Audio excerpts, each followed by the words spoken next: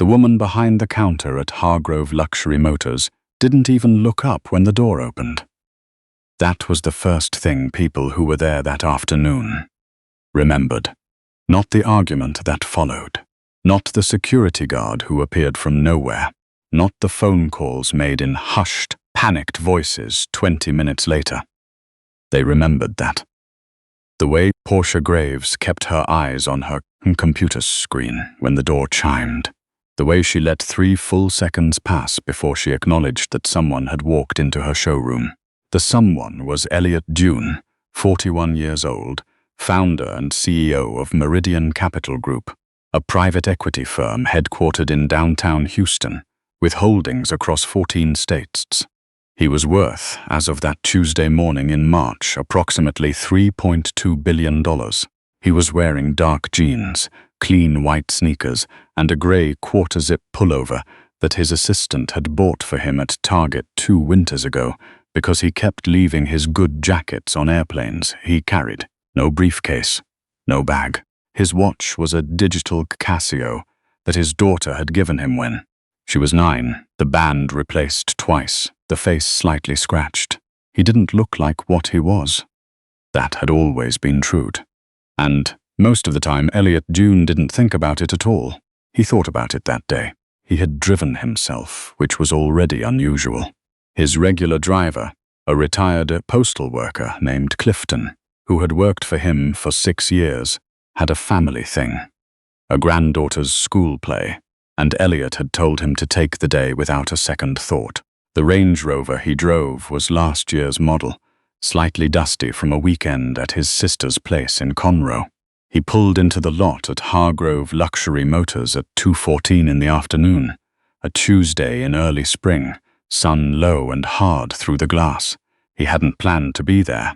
That morning, his business development director had forwarded him a listing. A 1965 Ferrari 275 GTB that Hargrove had quietly acquired from a private collector in Scottsdale. Elliot's father had owned one, briefly, in the 1980s, before things got hard. There was a photograph on the wall of Elliot's office. His father behind the wheel, laughing, looking over his shoulder at whoever was holding the camera. Elliot had been trying to find a car like that for 11 years. When he saw the listing, he'd cleared his afternoon and driven himself. He pushed through the glass door. The showroom smelled like leather and money. Polished concrete floors, track lighting angled just so. 2 Aston Martins flanking the entrance like sentries. The woman at the reception desk. Blonde hair pulled back severely. Charcoal blazer, name tag that read Portia. Did not look up. Elliot waited. He wasn't a man who announced himself. He stood there and waited. 3 seconds. 4. 5. Can I help you? Portia Graves said it without warmth, without eye contact, in the tone people use when they hope the answer is no. I'm here about the Ferrari 275, Elliot said, the GTB. I saw it came available. I'd like to see it. Portia Graves looked at him then, fully, openly, the way people sometimes allow themselves to look when they've already made up their minds. She took in the quarter zip, the Casio, the plain jeans, the lack of anything that in her experience marked a person as worth her time on a Tuesday afternoon. That vehicle, she said slowly, is priced at $2.4 million. I know, Elliot said. I'd like to see it. She smiled, but it didn't reach her eyes. Our appointments for that car are by request only. We have a... She paused, and it was a deliberate pause, the kind designed to make someone feel the weight of it. A very specific process. Okay, Elliot said. Can I make an appointment? We'd need some information first, to qualify prospective buyers. The word qualify landed the way it was meant to. Elliot felt it. He always felt things like that. He just didn't always let people see that he did. His face didn't change. His posture didn't shift. He'd spent a long time learning how to be still in moments like these, how to make silence work for him instead of against him. His grandmother had taught him that. Don't let them see you flinch, baby, because the second you flinch, they win something. Of course, he said. What do you need? Portia Graves pulled a laminated card from a drawer and slid it across the counter. It was, he saw, a form. Income verification, asset documentation, bank reference contacts. It was a real form. Hargrove did use it, but Elliot had been in enough showrooms to know that it was not always the first thing presented to every customer who walked through the door. He looked at the card. He looked at her. "I'll just have a look at the car first," he said, "and then we can handle the paperwork." "That's not how we do it here." She pulled the card back. "For a vehicle in this price range, we verify first. It's standard." Her eyes moved over his shoulder toward the lot, toward his Range Rover, toward something she was calculating. "We can schedule something for next week, if you'd like. Thursdays are usually good. Next week. Thursdays are usually good." "I drove here today," Elliot said. He kept his voice easy. "I have the afternoon available. Is there someone else I can speak with?" Something shifted in her expression, a narrowing, a decision. "I'm the floor manager," Portia Graves said, "and I'm telling you that without pre-qualification I can't show you that car, even if I told you I could buy it today." She smiled again, that same smile. "I'm sure you can, but policy is policy." She picked up a business card, her own, and placed it on the counter. "Give us a call to set something up." She had already looked back at her computer. Elliot Dune stood there for another moment. He looked at her business card. He looked at the showroom around him, the gleaming cars under the lights, the Ferrari somewhere in back, behind a frosted glass partition. He thought about his father in that photograph. He thought about 11 years of looking. He picked up the card. He said very quietly, "All right." He walked out. In the parking lot, he sat in his Range Rover for a moment without starting the engine. He wasn't angry. That was the strange thing. He was past anger. Or maybe he'd just been here enough times that the anger had somewhere to go now. He breathed, he thought. Then he took out his phone and called Renee Chaudhry, who was his chief of staff and had worked alongside him for 9 years, and who had, in that time, developed what could only be described as psychic abilities when it came to reading his silences. "Tell me what you need," she said, before he had said anything beyond hello. "I need you to find out who owns Hargrove Luxury Motors." He was still looking at the showroom entrance. The full picture, parent company, investment structure, anything recent. Hargrove in Houston. Yes, he could hear her typing. She was always already typing. "Give me 20 minutes, he said. He'd wait. He waited. He thought about Portia Graves and the way she had slid that laminated card across the counter. The pause before $2.4 million.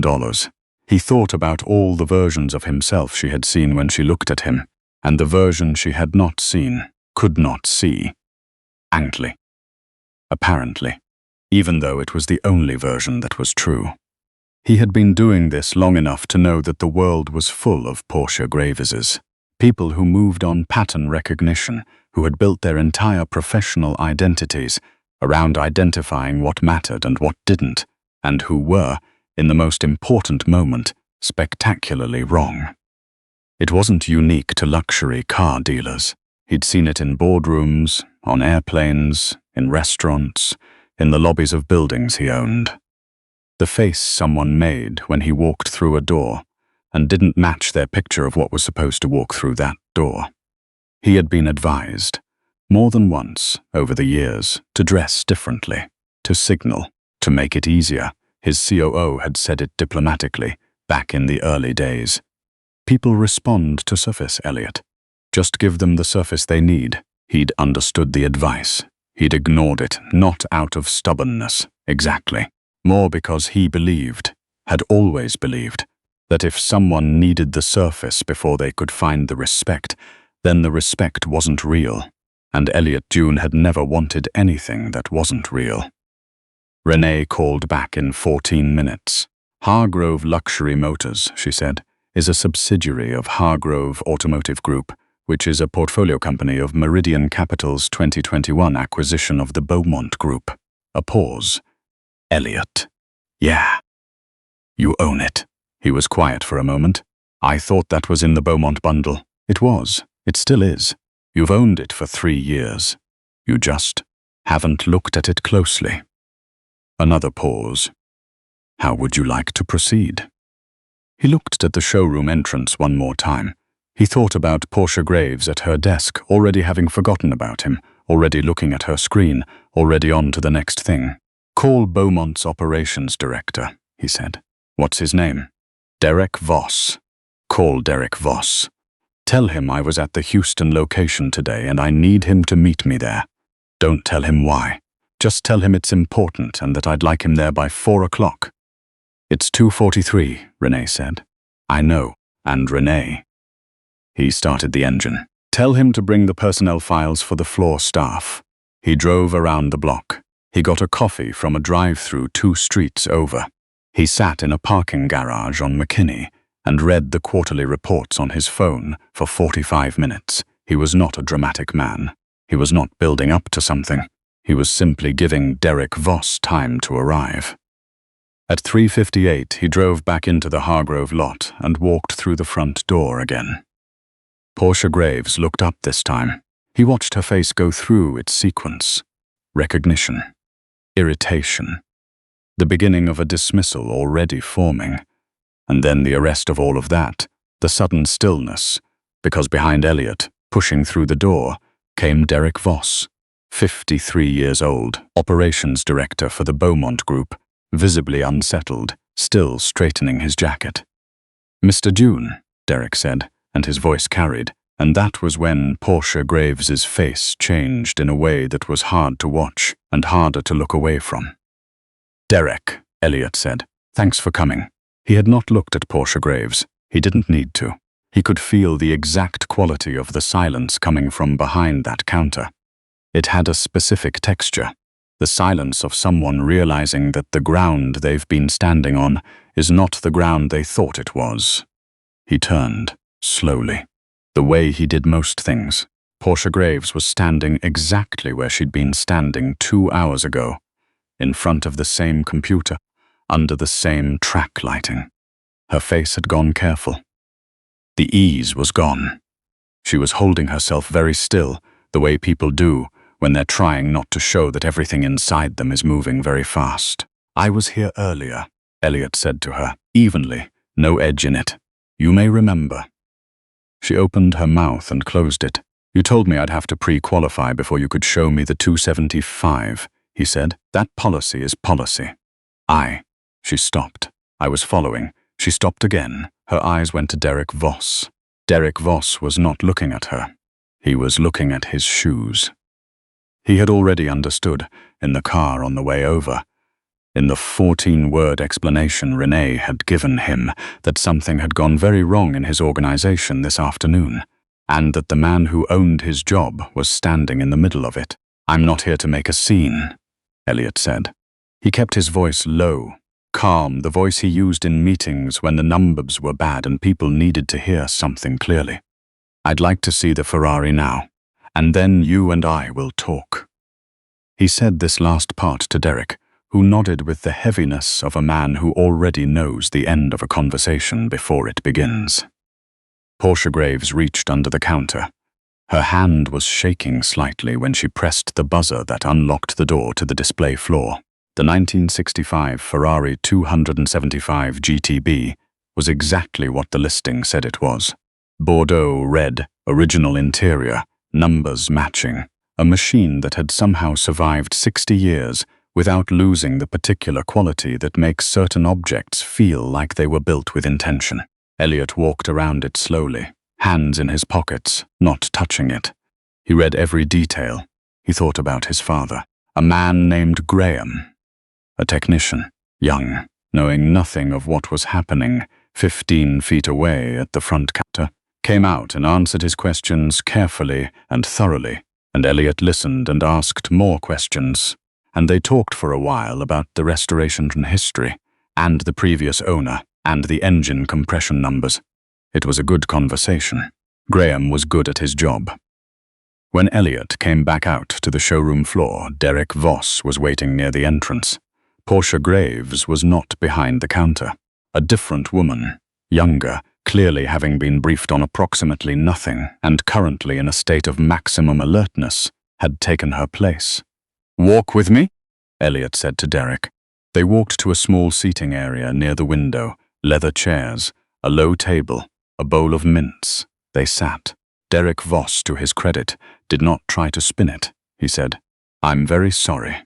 This shouldn't have happened." "Walk me through the training process," Elliot said. "We have?" Derek started, and then stopped and started again more carefully. "We have a stated policy of treating all customers equally regardless of." He stopped again. Obviously today that didn't happen. "No," Elliot agreed, "it didn't." He reached into his pocket and laid Portia Graves's business card on the table between them. "Floor manager." Derek looked at it. He looked like a man who understood exactly what was being communicated. "She's been with the location for 4 years, he said. "Good numbers. No prior complaints on file." "The absence of complaints," Elliot said, "and the absence of the behavior are not the same thing." Derek was quiet. "How many customers do you think came through that door in 4 years who looked like I look today?" Elliot asked. "And found some version of a laminated card slid across a counter." Derek had no answer for that. The honest answer was that he didn't know, and not knowing was its own kind of answer. "I want a review," Elliot said. "Full staff, every location in the Beaumont Group. I want to know what the actual process is, not the stated process, the actual one. And I'd like a report in 30 days. He picked up the card. "As for Ms. Graves, that's your call. You run operations.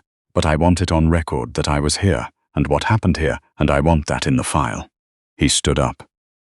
"The Ferrari," Derek said quickly. "We'd like to. We can arrange delivery. Any terms you'd like. We can—" "I'll buy the car," Elliot said. "Same price as listed. No adjustments." He looked at Derek steadily. "I don't want anything corrected after the fact. I just want what's right the first time." He shook Derek's hand and walked toward the door. The news moved, the way news moves in closed professional circles. Faster than it should, with details that mutated slightly, with each telling but a core that stayed the same. By the next morning, 3 people in the Beaumont Group's corporate office had heard a version of it. By Thursday, it had reached the Regional Operations Committee. By the following week, a trade publication that covered the luxury automotive sector had a brief item. Hargrove Automotive Group initiates company-wide customer experience review following incident at Houston flagship. No names, no details. But the people who knew. Portia Graves was placed on administrative leave pending review. The official language was careful and contained nothing specific. The unofficial conversation, in the break room, in parking lots, in the kind of phone calls that happen between people who have worked together for years, was less careful. People filled in what they already knew, or half knew, or suspected. She had made a judgment. The judgment had been wrong in the most fundamental way a judgment can be wrong. Not in the details, but in the premise. She had looked at a man and decided what he was worth before he had said a single word that should have mattered. And she had been so certain, so completely at ease in her certainty, that she hadn't questioned it for a moment. The certainty was the thing. The certainty was always the thing. On a Thursday afternoon 3 weeks later, a flatbed truck pulled up to a house in the memorial area of Houston, a house with a wide driveway and a detached garage in the back that had been recently climate-controlled. Elliot Dune was outside when it came, standing in the driveway in those same jeans, same sneakers, a coffee in his hand. Graham, the technician from Hargrove, had offered to drive it over personally. He was a good kid. Elliot had remembered that conversation and had called Derek specifically to say so. The car came off the truck slowly, and Elliot watched it come. He walked around it the way he had in the showroom, hands in his pockets. He thought about his father. Not the hard years, not what came after, but that photograph on the wall of his office. The open road, the red car, the laugh thrown over a shoulder at someone who was no longer around to remember what they'd been laughing about. He reached out and placed one hand on the hood. The metal was warm from the drive over. 60 years old and still warm. His daughter, Avery, had driven over after school and was sitting on the porch steps watching him. She was 16 now, currently going through a phase where she found everything her father did vaguely embarrassing. But this. The car, her father standing there with his hand on the hood, this she was watching quietly, without embarrassment. She could feel that something was happening, that she didn't entirely understand yet, but would eventually. Was it worth it? She called out. Elliot turned to look at her. He thought about the question seriously, the way he did with all her questions, because she was almost always asking more than she was asking. The car? He said. She shrugged. Everything. He looked at the car again. He thought about Portia Graves and her laminated card and the 3 seconds she had let pass when the door chimed. He thought about all the thousands of people who had walked through doors into rooms where someone had already decided what they were. He thought about all the times he had stood still and waited and not flinched. His grandmother's instruction running quiet underneath everything like a current. He thought about the report Derek Voss had sent on Monday. 23 locations across 5 states. They'd found patterns at 11 of them. Yeah, Elliot said. I think it was. Avery looked at him for a moment longer, then looked at the car, then nodded slowly, the way young people do when they're filing something away, for later, for the version of themselves that will understand it better. Elliot looked at the Ferrari one more time. Then he went inside to call his sister, because he'd told her about the car weeks ago when he'd bought it, and she'd asked him to call when it arrived, and she was the one who had the other copy of the photograph.